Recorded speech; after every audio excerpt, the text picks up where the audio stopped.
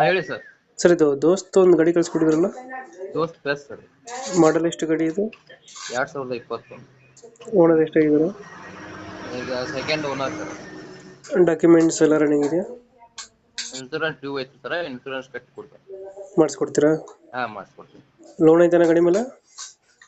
ಒಂದು 3 ಲಕ್ಷ ಲೋನ್ ಐತೆ sir. 3 lakh loan ಇದೆ, ಅದು ಕ್ಲಿಯರ್ ಮಾಡ್ಕೊಡ್ತೀರಾ? ಎಲ್ಲ ಕ್ಲಿಯರ್ ಮಾಡ್ಕೊಡ್ತಾರೆ ಸರ್. ದೋಸ್ತಲ್ಲಿ ಯಾವ್ದು ಗಾಡಿ ಇದು? ದೋಸ್ತ್ ಪ್ಲಸ್ ಸರ ಎಲ್ಲಿ ದೋಸ್ತ್ ಪ್ಲೇಸ್ ಎಲ್ಲಿ ಪೋಸ್ಟ್ ಸ್ಟೇರಿಂಗ್ ಸಾದಾ ಸ್ಟೇರಿಂಗ್ ಬರುತ್ತೆ? ನಾರ್ಮಲ್. ಎಕ್ಸ್ಟ್ರಾ ಫಿಟ್ಟಿಂಗ್ ಏನಾರು ಮಾಡಿಸಿದ್ರೆ ಗಾಡಿಗೆ?